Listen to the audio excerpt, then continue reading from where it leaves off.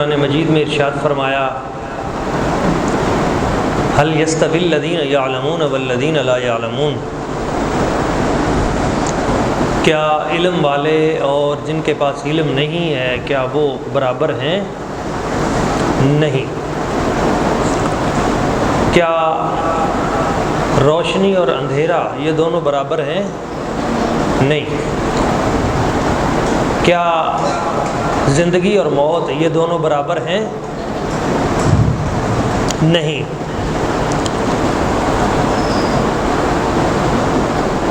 یعنی علم والے ان کا مقام بڑا ہے، وَأُوتُوا الْعِلْمَ درجات، جو علم والے ہیں ان کے درجات ہیں۔ قرآن مجید میں اہل علم کے مقام بیان کیے گئے ہیں۔ اللہ تعالیٰ نے ارشاد فرمایا، اے فرشتوں ان چیزوں کے نام بتاؤ۔ قالوا سبحانک لا علم لنا الا ما علمتنا، تو فرشتوں نے مل کے عرض کی کہ الہی ہم تو وہی جانتے ہیں جو تو نے ہمیں علم عطا کیا تھا، ان چیزوں کے نام ہم تو نہیں جانتے۔ قال یا آدم انبئہم باسمائہم، تو اللہ تعالیٰ نے فرمایا آدم علیہ السلام سے آپ بتا دو ان کے نام، تو آدم علیہ السلام نے ان چیزوں کے نام بتا دیے۔ اب اللہ تعالیٰ نے فرمایا فرشتوں چونکہ آدم علیہ السلام نے ان چیزوں کے نام بتائے ہیں تو یہ علم میں تم پہ سبقت لے گئے ہیں، اسجدوا لآدم، اب سجدہ کرو آدم علیہ السلام کی طرف۔ تو علم کی بڑی فضیلت ہے۔ اللہ کریم نے آدم علیہ السلام کے وجود میں جو دولت علم رکھی، اس نے انہیں تمام فرشتوں پہ فائق کر دیا۔ آج بھی وہ لوگ جن کے پاس علم ہے، وہ قومیں جن کے پاس علم ہے، دوسری اقوام ان کے آگے جھکتی ہیں۔ اس لیے علم کے حصول کے لیے اپنی محنت کو تیز تر کر دیں۔ آپ چونکہ دین کے طالب علم ہیں، قرآن مجید حفظ کرتے ہیں، درس نظامی کرتے ہیں، چند چیزوں کا آپ ضرور خیال کریں۔ سب سے پہلی بات تو یہ ہے کہ آپ جس مشن پہ ہیں یہ نبیوں کا مشن ہے۔ یہ کن کا مشن ہے؟ انبیاء کرام کا۔ العلماء ورثۃ الانبیاء، علماء انبیاء کے وارث ہیں، آپ جمیع نبیوں کے وارث ہیں۔ آدم علیہ السلام، حضرت نوح علیہ السلام، حضرت ابراہیم علیہ السلام، حضرت اسماعیل علیہ السلام، حضرت یوسف علیہ السلام، سیدنا یعقوب علیہ السلام، اور خود ہمارے نبی اکرم رحمۃ اللہ عالمین جان کائنات سیدنا محمد مصطفیٰ احمد مجتبیٰ صلی اللہ علیہ وسلم۔ تو آپ میں سب نبیوں کا رنگ نظر آنا چاہیے، یعنی ان انبیاء کرام کے اخلاق عالیہ، ان انبیاء کرام کے اخلاق حسنہ وہ علماء کے اندر نظر آنے چاہیے۔ اور پھر اس حساب سے بھی آپ وارث ہیں کہ انہوں نے دین کو آگے پھیلایا مشکلات کے باوجود۔ تو آپ لوگ بھی اس طرح تیار ہوں کہ اس دین متین کو آگے پھیلائیں، مشکلات پہ صبر کریں۔ انبیاء کے وارث ہونے کا ایک یہ بھی مطلب ہے کہ جو مشکلات ان نبیوں پہ آئی تھیں، جو ان کے وارث ہیں ان پہ بھی مشکلات آئیں گی، تو وہ بھی ان کی طرح صبر کریں۔ آپ چونکہ اس سلسلہ علم کے پہلے مرحلے میں ہیں، اس لیے میں چند نصیحتیں آپ کو کرنا چاہوں گا۔ اس کے لیے سب سے پہلے آپ کیا کیا کریں؟ آپ نے آگے مکمل حفظ کر کے، قرات کر کے، عالم بن کے معاشرے میں دین کا کام کرنا ہے، تو سب سے پہلے آپ کیا کیا کریں گے؟ تو سب سے پہلے آپ دعا کیا کریں۔ پہلے نمبر پہ کیا کیا کریں؟ اللہ تعالیٰ سے دعا کیا کریں کہ یا اللہ مجھے علم کی دولت عطا فرما۔ نبی اکرم صلی اللہ علیہ وسلم حضور کی ایک دعا قرآن مجید میں ہے۔ نبیوں کی دعائیں بہت ساری قرآن مجید میں موجود ہیں۔ ہمارے نبی کی جو دعا قرآن مجید میں ہے وہ پتہ کون سی ہے؟ رب زدنی علما، الہی مجھے علم کی دولت عطا فرما۔ یہ دعا کیا کریں یا اللہ مجھے علم عطا فرما، اور پھر احادیث میں حضور کی دعا ہے کہ الہی مجھے علم نافع عطا فرما، عمل صالح عطا فرما، لسان ذاکر عطا فرما، قلب خاشع عطا فرما، یعنی ایسا علم دے جو نفع دینے والا ہو۔ اس علم سے حضور نے پناہ مانگی ہے جو نفع نہ دے۔ تو یہ دعا کیا کریں یا اللہ ایسا علم عطا کر جو نفع دینے والا ہو، اور ایسا عمل دے جو خالص تیرے لیے ہو، اخلاص والا،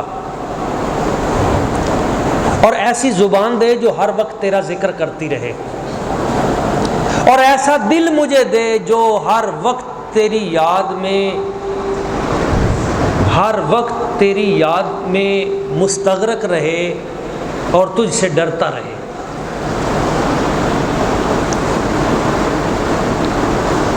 اس کے بعد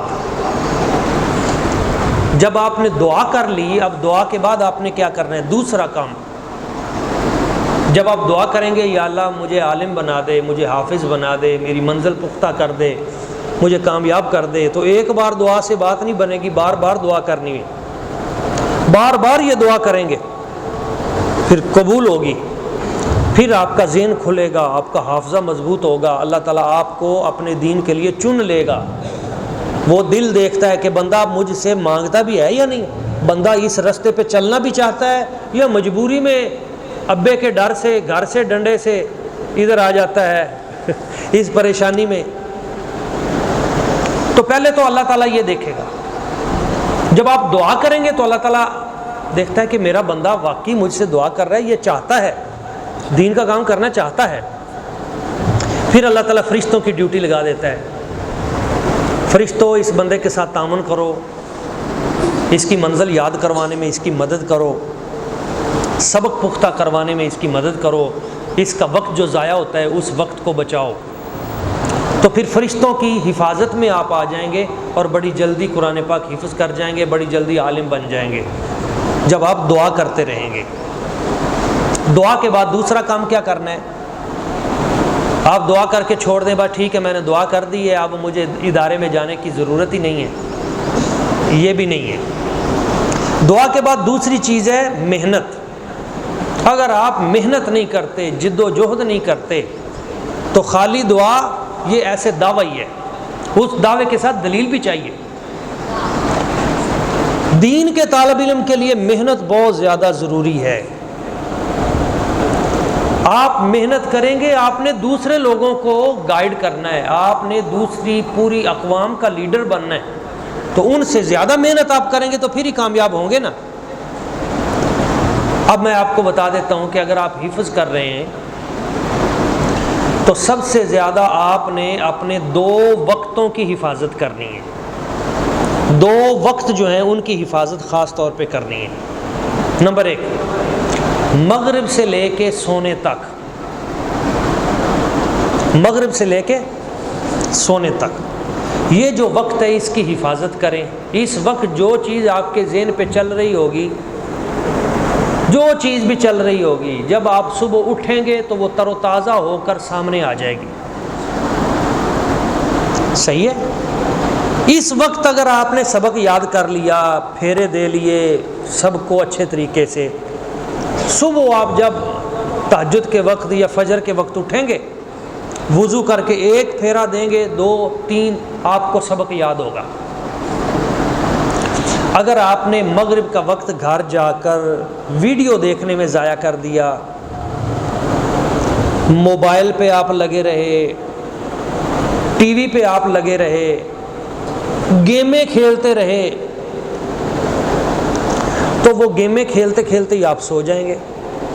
کچھ بچوں کے والدین کی شکایت آتی ہے، گھر آ کے موبائل ہی نہیں چھوڑتا جی، یہ گھر آ کے موبائل پکڑ لیتا ہے، بس پھر رات 11-12 بجے تک موبائل، کبھی کامیاب نہیں ہو سکتے۔ اگر آپ کا رات کا وقت ضائع ہے اور رات قرآن پڑھتے ہوئے آپ نہیں سوئے، آپ کا دماغ فیل ہے۔ اس لیے آج سے یہ آپ تہیہ کر لیں، پختہ ارادہ کر لیں کہ میں نے اپنا رات کا وقت ضائع نہیں کرنا۔ ارادہ کرتے ہیں؟ کہہ دیں انشاءاللہ۔ ابھی تھوڑا سا مضبوط ارادہ کریں گے نا، آپ کامیاب ہو جائیں گے، اس کے فائدے آپ کو ساری زندگی حاصل رہیں گے۔ ارادہ کر لیں، نہیں میں نے موبائل کے قریب نہیں جانا، میں نے ویڈیو، میں نے ٹی وی سکرین میں نے نہیں دیکھنی، میں نے مغرب سے لے کے عشاء تک اور عشاء کے بعد والا اپنا وقت ضائع نہیں کرنا، میں نے یہ قرآن مجید کو دینا ہے۔ جب میرے ماں باپ نے مجھے قرآن پاک کے لیے منتخب کیا ہے، میرے رب نے مجھے قرآن پاک کے لیے منتخب کیا ہے، تو میں ان فضولیات میں نہیں پڑتا۔ تو ایک تو یہ وقت ہے، اور دوسرا صبح کا وقت ہے۔ جو جتنی لیٹ اٹھتا ہے اتنا ہی ناکام ہوتا ہے۔ سب سے بہترین وقت ہے تہجد کا۔ اس وقت اٹھ کر جو بندہ پڑھتا ہے، اللہ تعالیٰ کو وہ ویسے ہی بڑا پیارا لگتا ہے۔ ایک حدیث پاک میں ہے کہ جو شخص تہجد کے وقت میں قرآن مجید پڑھتا ہے، اللہ تعالیٰ فرماتا ہے اسے مجھ سے مانگنے کی بھی ضرورت نہیں، دعا مانگنے کی بھی ضرورت نہیں۔ اس وقت جو قرآن پڑھتا ہے، تلاوت کرتا ہے نا، اللہ تعالیٰ فرماتا ہے اسے دعا مانگنے کی بھی ضرورت نہیں ہے۔ جو اس وقت قرآن پڑھتا ہے نا، میں بن مانگے ہی اسے عطا کرتا جاتا ہوں۔ تو اس وقت قرآن پڑھنا بہت بڑا معنی رکھتا ہے، تو وہ آپ ضرور کریں، وہ آپ اس پہ ضرور آپ کریں۔ تہجد کے وقت میں، فجر کے وقت میں، اذان سے پہلے، اذان کے بعد، اس وقت کو ضائع نہ کریں۔ ایک چیز آپ نے چھوڑ دینی ہے، وہ پتہ کون سی ہے؟ غفلت۔ لا تکن من الغافلین، اللہ تعالیٰ قرآن مجید میں فرماتا ہے غافلین میں سے نہ ہو جانا۔ آپ غفلت نہ، عجزی والکسلی، یا اللہ مجھے عجز سے، کمزوری سے، سستی سے مجھے بچا، یہ دعا بھی کیا کریں۔ جتنی دنیا میں آپ کامیاب لوگ دیکھیں گے، محنت والے دیکھیں گے، انہوں نے محنت کی ہے۔ غفلت کو نکال دیں۔ آپ یہاں بیٹھ کے بھی غفلت کا شکار ہوتے ہیں، سبق پڑھتے ہوئے بھی آپ ادھر سبق پڑھ رہے ہیں، ادھر دماغ آپ کا ویڈیو پہ چل رہا ہے، دماغ آپ کا گیموں پہ چل رہا ہے، دماغ آپ کا کہیں اور چل رہا ہے، ادھر سبق پڑھا جا رہا ہے، آپ پہنچے کہیں اور ہیں۔ تو آپ باہر نہ پہنچیں، آپ سبق میں پہنچیں۔ غفلت اس کو نکال دیں۔ نمبر 3، اگر آپ واقعی چاہتے ہیں کہ آپ کامیاب ہوں، پھر چھٹی بند کر دیں۔ سب سے زیادہ ہلاکت والی چیز طالب علم کے لیے چھٹی کرنا ہے۔ آپ تو مرد ہیں، آپ کے لیے تو اللہ تعالیٰ نے یہ بھی سہولت رکھی ہے کہ چھٹیاں آپ کے لیے رکھی نہیں ہیں۔ چلو بیویوں کا تو مسئلہ ہوتا ہے، ان کے لیے کچھ شرعی عذر ہوتا ہے۔ تو بھائی ہمارے بابا جی کرما والے سرکار فرمایا کرتے تھے ایک جملہ، فرماتے تھے حفظ کرنے والا بچہ ایک چھٹی کرے گا تو 1 مہینہ پیچھے چلا جائے گا، 2 چھٹی کریں گے 2 مہینے پیچھے چلے جائیں گے۔ اب یہاں پہ ایک بچہ آیا، 20 چھٹیاں کر کے آیا، گیا کہاں تھا؟ یہ جیسے چھٹیاں ہوئی ہیں گرمی کی، وہ جی اپنی پھپھو کو ملنے گیا ہوا ہے۔ اب 20 چھٹیوں کے بعد اس کے پلے کیا رہا ہوگا؟ حالانکہ یہ تو اصول ہی نہیں ہے کہ کوئی بچہ چھٹی کرے اس طرح۔ اس لیے آج سے یہ تہیا کر لیں، دین کا اگر طالب علم بننا ہے کہ آپ کے سب رشتہ دار جو ہیں کوئی دنیا میں ہے ہی نہیں، آپ کا سب سے بڑا رشتہ دار قرآن ہے۔ ادھر آ کے کہتے ہیں نا میری پھوپھی کے، چاچے کے، تائے کے، دادے کے، نانی کا، آگے ایک چاچا ماما، وہ اس کی کل خانی ہے۔ اللہ کے بندو، آپ نے کیا کرنا کل خانیوں کا، ختموں کا، ان چیزوں کو چھوڑو، آپ پڑھائی پہ توجہ دو۔ آپ کا سب سے بڑا رشتہ قرآن کے ساتھ ہے۔ قرآن کو چھوڑ کے آپ دنیا داری میں اور ان چیزوں میں آپ پڑے ہوئے ہیں، تو یہ سراسر نقصان دہ ہے۔ کیسر وہ بات سنیں باہر جا کے، آپ ادھر ہی دیکھیں۔ تو ایک یہ تہیا کر لیں آج کہ میں نے چھٹی نہیں کرنی، یہ رشتہ داریاں، مامے چاچے، یہ سارے میرے ماں باپ خود وہ جانے، ان کا کام جانے، میں نے ان چکروں میں نہیں پڑھنا، میں نے اپنی پڑھائی پہ توجہ کرنی ہے۔ ماں باپ کو بھی کہہ دیں کہ یہ آپ کے کام ہے، یہ آپ کریں، میں نے چھٹی نہیں کرنی، یہ پختہ ارادہ کر لیں۔ اور اس کے ساتھ ایک چیز اور ہے، وہ ہے ادب۔ اگر آپ دعا بھی کرتے ہیں، غفلت کا شکار بھی نہیں ہیں، چھٹی بھی نہیں کرتے، اور وقت پہ سبق میں بھی آ جاتے ہیں، پراپر سبق پڑھتے بھی ہیں، مگر آپ چھٹی کرتے، آپ ادب نہیں کرتے استاد کا، پھر بھی سارے کا سارا آپ کا خسارہ ہی ہے۔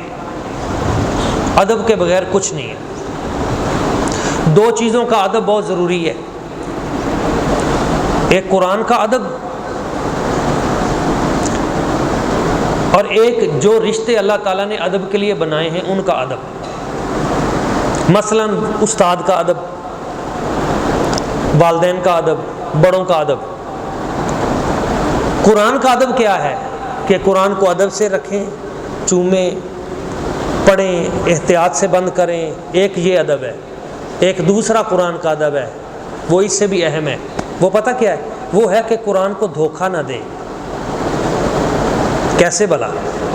دھوکہ ایسے کہ آپ کہتے ہیں کہ جناب شاہ صاحب میں غلام مرسلین کو سناتا ہوں، بھائی سب کی سناتا ہوں، اب سب کی سناتے ہوئے اب کہتے ہیں کہ یار یہ جو آخری دو سبق ہیں نا یہ ہے میرے کچے، یہ مجھے معاف کر دے۔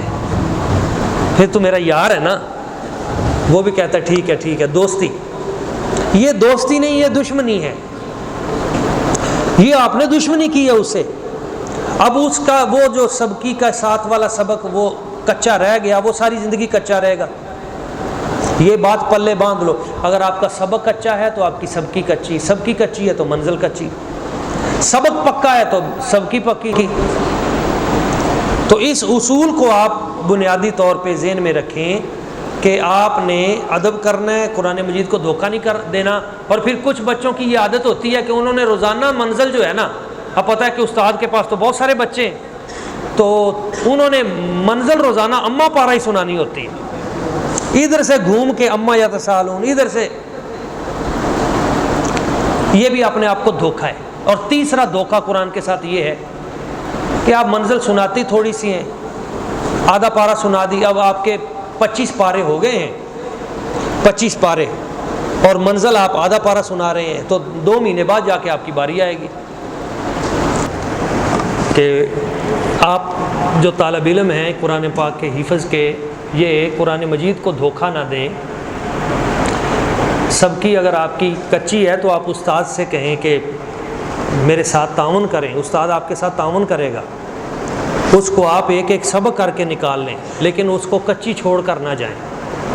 منزل اگر کچی ہے کوئی پارا، تو وہ آپ بتا دیں کہ یہ میرا پارا کمزور ہے، وہ تھوڑا تھوڑا کر کے آپ اس کو کور کریں، لیکن اس کو اسی طرح چھوڑ کر آگے نہ جائیں، اور صرف اماں پارا جو ہے اسی پہ آپ انحصار نہ کریں، جو جو آپ کی منزل ہے وہ ساری پوری کر کے جائیں، پورا پارا روزانہ کم از کم سنایا کریں۔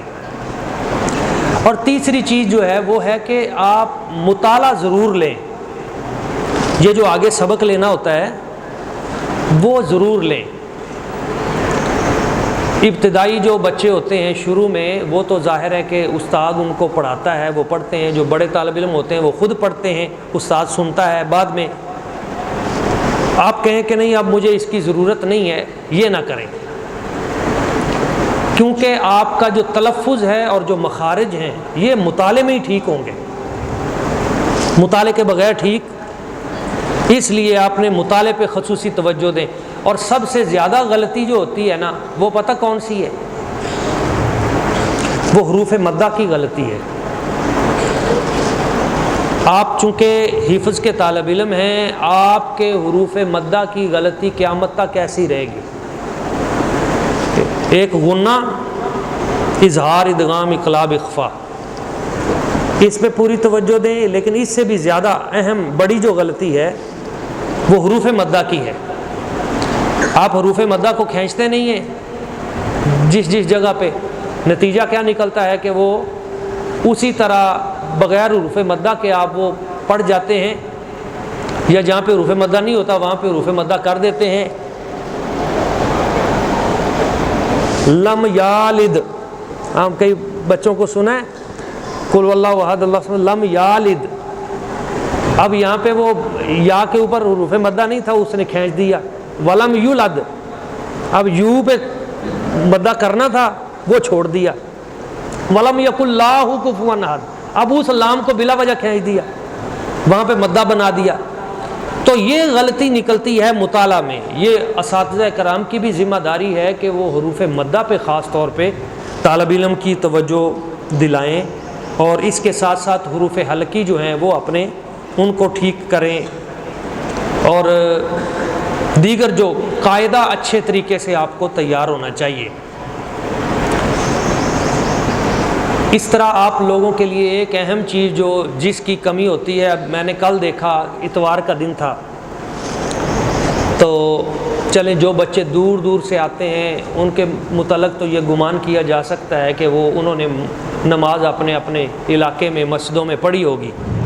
جو اس محلے کے بچے ہیں وہ اگر چھٹی والے دن یہاں آ کر نماز نہیں پڑھتے تو اس کا مطلب کیا ہے؟ مطلب یہ ہے کہ وہ صرف ویسے روٹین میں استاد کے ڈر کی وجہ سے نماز پڑھ رہے ہیں، اپنے شوق کی وجہ سے نہیں پڑھ رہے، ورنہ وہ چھٹی والے دن بھی پڑھتے۔ تو نماز کی پابندی کریں۔ جو دین کا طالب علم ہے اس کی نماز رہ جائے یہ کیسے ہو سکتا ہے؟ اس کی جان چلی جائے نماز نہ جائے۔ اپنی نمازوں کو مضبوط کریں، یہ ارادہ کر لیں آج کہ میں نے زندگی میں نماز نہیں چھوڑنی، جو مرضی ہو جائے۔ ہمارے ایک بزرگ تھے یہاں پہ، حضرت مولانا منظور احمد شاہ صاحب رحمۃ اللہ تعالی علیہ، یہ اپنا سائی وال میں، مجھے ان کا واقعہ یاد ہے۔ ایک مرتبہ انہوں نے وہ حج پہ بہت جایا کرتے تھے، عمرے پہ بھی بہت جاتے تھے۔ ایک مرتبہ واپسی پہ انہوں نے جو فلائٹ جس پہ انہوں نے پاکستان آنا تھا، تو انہوں نے وہ پہلے پوچھتے تھے کہ کتنے بجے فلائٹ ہے، ٹائم بتاؤ۔ تو انہوں نے بتایا کہ جی اتنے بجے فلائٹ ہے، تو انہوں نے دیکھا کہ اس وقت میں عصر اور مغرب یہ دو نمازیں جو ہیں یہ ضائع ہو جائیں گی۔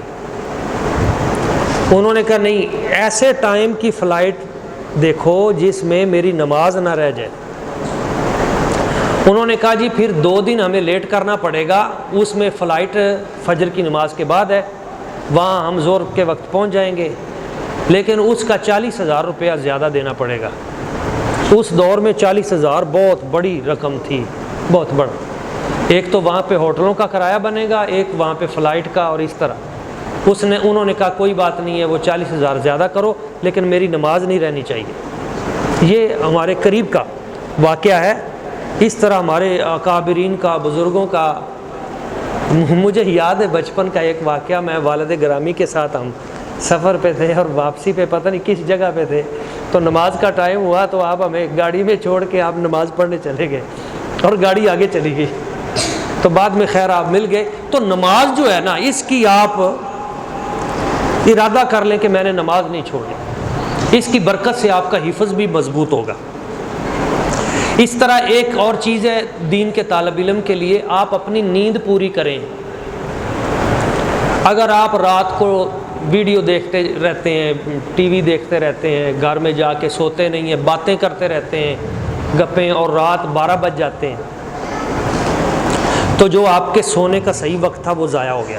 دوپہر کے وقت بھی ایسے ہوتا ہے، ادھر سے 11:30 بجے چھٹی ہوتی ہے، اور یہ چھٹی اس لیے دی جاتی ہے کہ یہ 2 گھنٹے آپ کے پاس ہیں 12:30 1:30 بجے تک، تو 2 گھنٹے میں آپ گھر میں جا کے آرام کر لیں، آپ 15 منٹ بھی سو لیں، آپ کا دماغ فریش ہو جائے گا۔ یہ قیلولہ جو ہے یہ اتنی بڑی سنت ہے، اس پہ بڑے بڑے مقالے لکھے جا چکے ہیں کہ اس کی میڈیکلی اس کا فائدہ دماغ کو کیا ہوتا ہے، لیکن آپ گھر جا کے بھی آرام نہیں کرتے، بلکہ دوپہر کو گرمی میں آپ گلیوں میں پھر رہے ہوتے ہیں۔ اور کچھ بچوں کی یہ بھی اس طرح کی شکایت آئی ہے کہ وہ نہر پہ چلے جاتے ہیں، ابھی تو نہیں لیکن پچھلے دنوں میں ایسی صورتحال تھی، تو نہر پہ جانا اور خطرناک ہے۔ ایک بچہ جو ہے، یہ ہمارے ایک دوست ہے حضرت مولانا غلام عباس سیالوی صاحب، ان کا ایک بیٹا جو ہے وہ اسی طرح نہر میں ڈوب گیا بیچارہ۔ تو یہ کبھی آپ نے نہیں کرنا، دوپہر آپ جا کے آرام کریں، یہاں پہ ہیں تو یہاں پہ آرام کریں، رات کو ہے تو عشاء کے فوراً بعد آرام کریں، ریسٹ کریں، نیند پوری کریں، دماغ آپ کا نیند پوری ہوگی تو آپ کا حافظہ مضبوط ہوگا۔ جس بندے کی نیند پوری نہیں ہے اس کی یادداشت خود بخود ختم ہو جاتی ہے، اس کو کوئی شے یاد نہیں رہتی جس کی نیند پوری نہیں ہے۔ اس کا بلڈ پریشر، اس کی شوگر، اس کے دیگر امراض، ان سب کا تعلق نیند کے ساتھ ہے، اور نیند سب سے بہترین عشاء کے فوراً بعد ہے۔ عشاء کی نماز کے فوراً بعد آپ آرام کریں، اور پھر صبح۔ تو وقت چونکہ کافی ہو گیا ہے، میں اپنی گفتگو سمیٹتے ہوئے اپنے طلباء کو ایک آخر میں یہ گزارش کروں گا کہ آپ ویسے تو پورا قرآن ہی آپ کا بہت اعلیٰ ہو تلفظ، مخارج، ادائیگی کے اعتبار سے، لیکن اس کے ساتھ ساتھ چند صورتیں وہ آپ کی بہت ایکسٹرا عمدہ ہوں قرات کے ساتھ۔ ان میں کون کون سی چیزیں، یہ میں اساتذہ کرام سے بھی گزارش کروں گا وہ بھی اس پہ توجہ دیں۔ سورہ الملک ہے، سورہ الرحمن ہے، سورہ یاسین ہے، سورہ الواقعہ ہے، اور ختم شریف جو ہم پڑھتے ہیں سورہ المزمل ہے۔ ہمارے بچے جو ہیں اب یہ ان کو بسا اوقات ختم شریف کے لیے کہا جاتا ہے پڑھیں، تلفظ مخارج کی اگر وہاں پہ کمی ہے تو بہت بڑا نقصان ہے آپ کے لیے بھی، سب کے لیے۔ تو پورا قرآن ہی آپ کا اچھا ہونا چاہیے، لیکن خاص طور پہ یہ صورتیں اور یہ چیزیں اور دعائیں یہ آپ کو بہت اچھے انداز میں آپ کی تیار ہوں۔ اس پہ باقاعدہ کوئی اس طرح کا اہتمام کیا جائے کہ یہ چیزیں ان میں کوئی کمی کوتاہی نہ ہو۔ اور اس کے ساتھ ساتھ آخر میں یہ گزارش کرنا چاہوں گا کہ چونکہ یہ ایک مشکل امر ہے اور آپ انبیاء کے وارث ہیں، العلماء ورثۃ الانبیاء، تو انبیاء پہ مشکلات آتی ہیں، تو جو ان کے رستے پہ چلتا ہے اس پہ بھی، تو انبیاء کا طریقہ صبر کا ہے، آپ کو بھی صبر ہی کرنا ہوگا۔ کبھی مشکل آتی ہے، کبھی استاد جو ہے وہ آپ کو ڈانٹ دیتا ہے، کبھی کسی مقام پہ تلخی ہو جاتی ہے، اور آپ کی خواہش کے مطابق جو ہے سبق وہ نہیں ہوتا، سبق زیادہ ہوتا ہے، منزل میں کسی جگہ پہ ڈانٹ ڈپٹ ہوتی ہے۔ ان تمام مقامات پہ صبر کریں، جو صبر کرتا ہے وہی کامیاب ہوتا ہے۔ اور اگر آپ مشتعل ہوتے ہیں تو پھر اس کا نتیجہ کیا ہے کہ جو بندہ بے ادبی میں چلا جاتا ہے، صبر نہیں کر سکتا، پھر نتیجہ کیا ہے کہ وہ آہستہ آہستہ اللہ تعالیٰ کی رحمت سے بھی دور ہو جاتا ہے۔ اور اپنے اخلاق اچھے رکھیں۔ دین کا جو طالب علم ہے اس کی زبان پہ گالی نہیں آنی چاہیے۔ آپ اگر سکول پڑھتے ہیں، کالج پڑھتے ہیں، پھر بھی آپ کے اخلاق اچھے ہونے چاہیے، لیکن آپ نبیوں کے وارث ہیں، اور نبی پاک صلی اللہ علیہ وسلم فرماتے ہیں کہ میرا تو آنے کا دنیا میں مقصد ہی یہ ہے، کیا انما بعثت لیتمم مکارم الاخلاق، میری بعثت کا مقصد ہی یہ ہے کہ میں اخلاق تمہیں سکھا کے جاؤں، اخلاق اچھے کر کے جاؤں۔ تو آپ نبیوں کے وارث ہیں، اگر آپ کے اخلاق اچھے نہیں ہوں گے، آپ گالیاں دیں گے، آپ کی زبان جو ہے وہ غلط ہوگی، تو پھر عام لوگوں کا کیا حال ہوگا؟ آپ نے تو لوگوں کو گائیڈ کرنا ہے۔ اس لیے اپنی زبان پہ، اپنے بیان پہ بہت زیادہ آپ فوکس کریں، کوشش کریں کہ کوئی سخت جملہ، ایسا جملہ تلخی والا، دل آزاری والا وہ نہ نکلے۔ ایک دوسرے کا ادب کریں، ایک دوسرے کا احترام کریں، ایک طالب علم دوسرے طالب علم کو عزت دے، ایک استاد بھی دوسرے استاد کو عزت دے۔ اللہ تعالیٰ کی بارگاہ قدس میں دعا ہے جو چند چیزیں میں نے بیان کی ہیں، ہمیں یہ چیزیں سمجھنے کی، ان پہ عمل کرنے کی اور یہ آگے پہنچانے کی توفیق اور سعادت عطا فرمائے، اور تمام طالب علموں کو ان نصیحتوں پہ عمل بھی کرنے کی توفیق عطا فرمائے۔ اللہ تعالیٰ اس ادارے کو دن 11ویں رات 12ویں ترقی اور عروج عطا فرمائے۔ آمین و ما علینا الا البلاغ۔